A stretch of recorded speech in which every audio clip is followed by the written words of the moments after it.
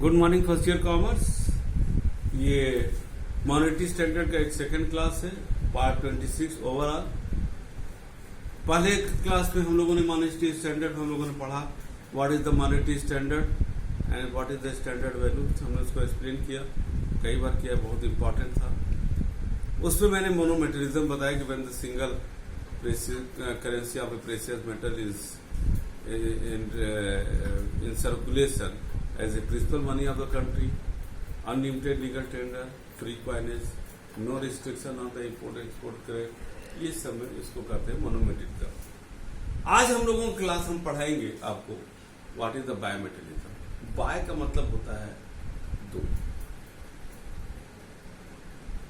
When two currency, दोनों अलग अलग, two currency of the precious metal are separately in circulation as a principal money of the country in the unlimited, not the mixture। ध्यान दीजिएगा, सोना चांदी मिला करके नहीं, गोल्ड और सिल्वर मिला करके, नॉट द मिक्सचर। गोल्ड अपना अलग चल रहा है और आपका सिल्वर अलग चल रहा है। Both are in circulation separately as the principal money of the country, unlimited legal tender money of the country, free coinage, no import restriction of the import and export, that is the bimetallism। bimetallism में भी दो है।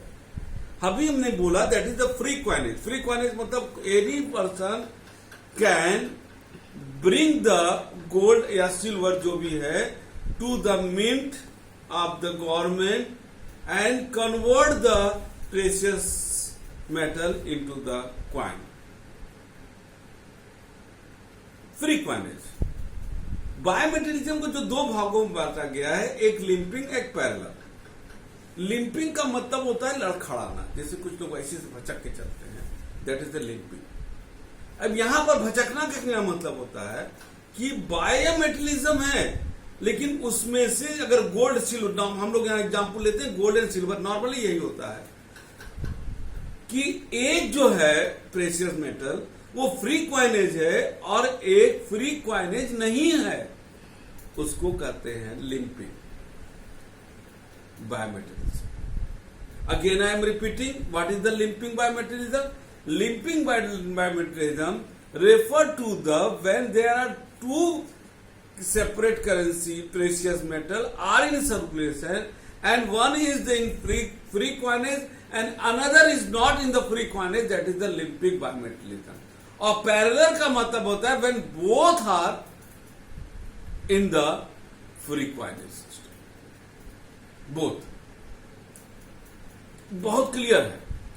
अब यहां पर एक चीज आता है जो हम पैरेलल में हम बात करेंगे, और वो है, आप ध्यान से देखिएगा कि ये बहुत इंपॉर्टेंट चीज है कि द कंपनसेटरी एक्शन।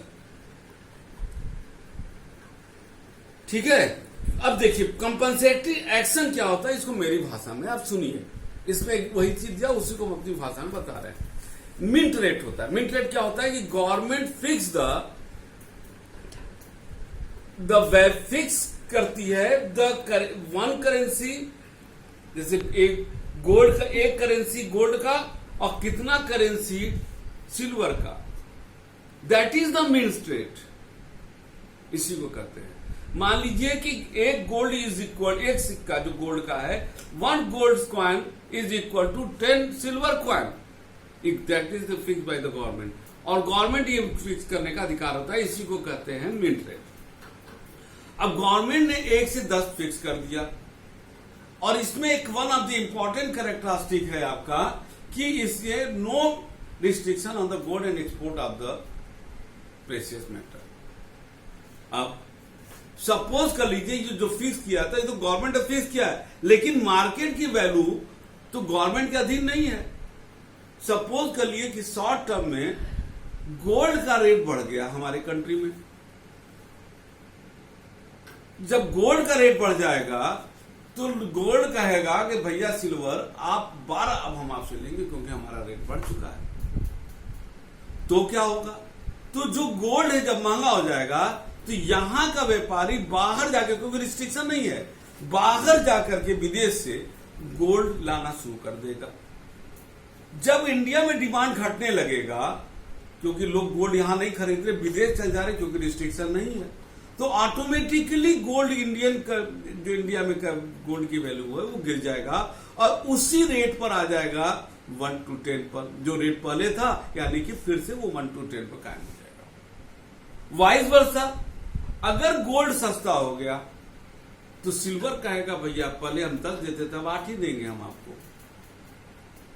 तो जब गोल्ड सस्ता हो जाएगा और विदेश में महंगा है तो विदेश के लोग यहां पर चले आएंगे लेने और यहां पर डिमांड क्रिएट करने लगेंगे, और जैसे डिमांड बढ़ने लगेगा यहां गोल्ड का रेट बढ़ने लगेगा, और वो जैसे ही बराबर आएगा तब तो वो नहीं आएंगे, ऑटोमेटिकली जो है वो गोल्ड का रेट जो पहले था वो बराबर आ जाएगा, और जिसके कारण जो मिंट रेट 1 to 10 था वो बराबर आ जाएगा।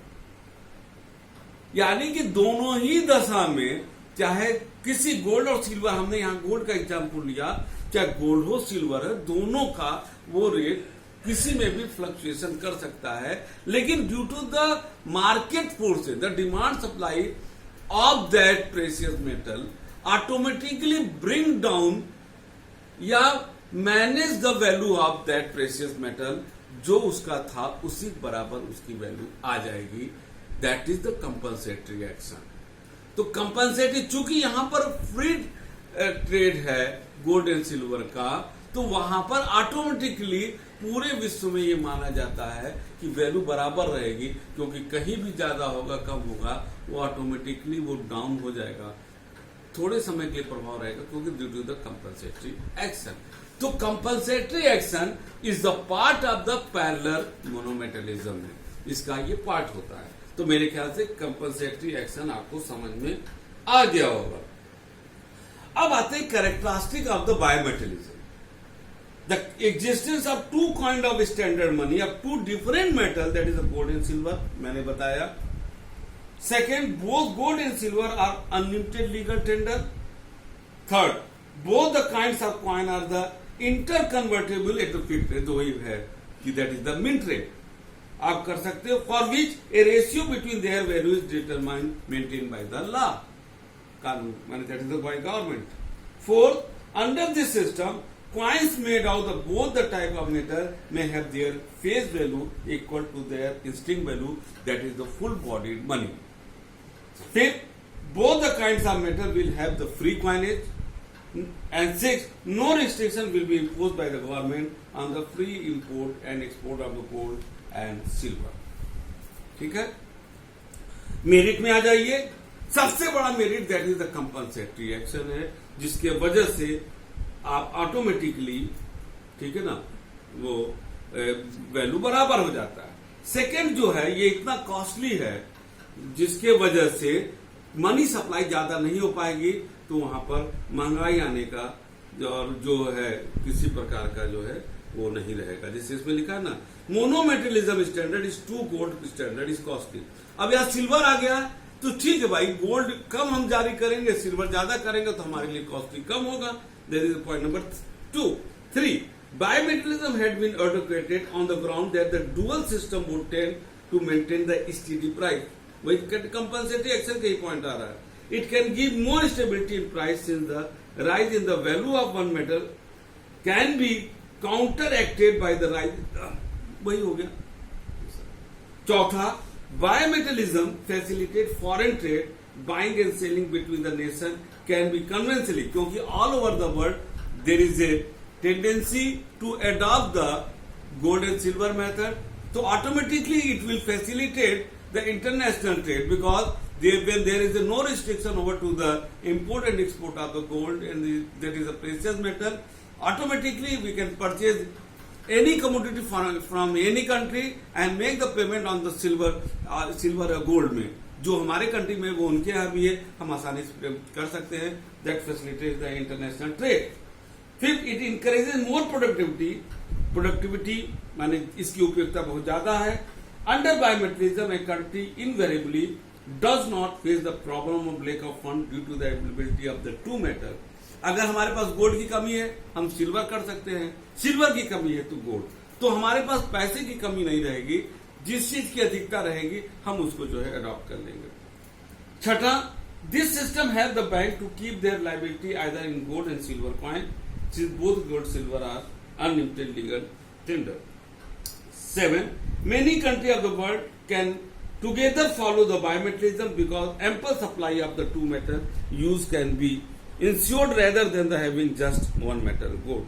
देखो दोनों मेटल में होने के कारण हर कंट्री अच्छी मात्रा में अपने स्टैंडर्ड कर सकता है। जो मैंने बताया कि अगर किसी के पास गोल्ड है तो गोल्ड में ज्यादा करेगा, किसी के पास सिल्वर है तो सिल्वर में ज्यादा करेगा।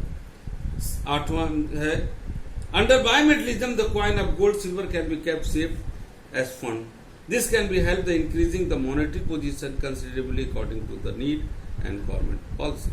Demerit. Bimetallism permits the operation of the Gresham law. अब ये आ गया, यदि थोड़ा सा भी दोनों के वैल्यू, देखो जब मिंट रेट फिक्स है 1 to 10 अगर है और कोई चेंज नहीं है तो there is no application of the Gresham law. If there is any fluctuation in the value of the any precious metal, automatically costly जो मेटल होगा कंपेरेटिवली वहां वो गुड मनी में आ जाएगा और जो इसका वैल्यू गिरा है वो बैड मनी में आ जाएगा। तो ग्रेसम लॉ यहां पर अप्लाई हो जाएगा। सेकंड, कॉस्टली मीडियम, इसको बताने की जरूरत नहीं है। Third, difficult to maintain the mint rate, कहा तो गया है कि मिंट रेट गवर्नमेंट फिक्स करती है, but in practical it will be very difficult to maintain the mint rate. Fourth, inconvenience to people, इसका क्या मतलब है, when difference occur between the mint rate, जो भी हम बता रहे थे, the market ratio of the two metal, the people face the difficulty in day 2। Government ने फिक्स कर दिया लेकिन सारी समस्या अगर थोड़ा सा भी फिक्स फ्लक्चुएट किया, पब्लिक के लिए समस्या है कि क्या करे, महंगा सामान ले कि सस्ता ले, ये उसके सामने खड़ा हो गया। Success depend of the international, मैंने बोला कि ये सक्सेस तभी होगा, बोल भी रहे थे कि no restriction over to the import and export of the gold and silver. इसका सक्सेस तभी है जब हम जो है इस स्टैंडर्ड को पूरा हम क्या कहते हैं इंटरनेशनल लेवल पर चल रहा हो और सभी देश इसको कोऑपरेट कर रहे हैं। और फियर ऑफ स्पेकुलेशन, स्पेकुलेशन में बताया है, इसके पहले भी बताए थे कि जब जो है फ्यूचर एस्पेक्ट को लेकर के हम जो है वर्तमान जो भी हमारे क्या कहते हैं उस प्राइस को, अगर हमको फ्यूचर में लगता है कि प्राइस महंगा है सस्ता है, अकॉर्डिंगली प्रेजेंट टाइम में हम उसको डिसीजन लेते हैं। ये हो सकता है मान लीजिए हमको लग रहा है कि वो चीज बढ़ने वाला है, आज हमने ज्यादा खरीद लिया, यहाँ पर ही संभावना है और जिसके वजह से मिंट रेट गड़बड़ हो सकता है। ये था फियर ऑफ स्पेकुलेशन। ठीक है, तो यहाँ था बायोमेटलिज्म का क्लियर हो गया हमारे ख्याल से पॉइंट कि बायोमेटलिज्म क्या होता है। ठीक है ना, एक उसमें मोनोमेटलिज्म, बायोमेटलिज्म। आगे के क्लास में हम जो बताएंगे आपको सिमेटलिज्म और मल्टीमेटलिज्म और आपका इसेंशियल कैरेक्टरिस्टिक, लेकिन उसके पहले 1 मिनट हम लोग डिस्कस कर लेंगे डिफरेंस बिटवीन द मोनोमेटलिज्म एंड बायोमेटलिज्म। ठीक है, इसको एक बार देख लीजिएगा कि इसमें क्या है, मेरे ख्याल से कोई ऐसी चीज नहीं है। जैसे चौथा पॉइंट है, under the monometallism the Gresham law is not applicable in the strict sense. Bimetallism में मैंने बताया कि हो सकता है। इन्फ्लेशन मोनोमेटलिज्म में चांसेस नहीं है क्योंकि उसमें फ्लेक्सिबिलिटी नहीं है, इसमें फ्लेक्सिबिलिटी है क्योंकि 2 मेटल है और यहां पर इन्फ्लेशन के चांसेस बढ़ सकते हैं। छठा है, under monometallism the payment for the goods and services are made in terms of money main metal, यहाँ दूसरा मेटल है। ठीक है ना, अब सेकंड वाला पॉइंट भी देख लेते हैं।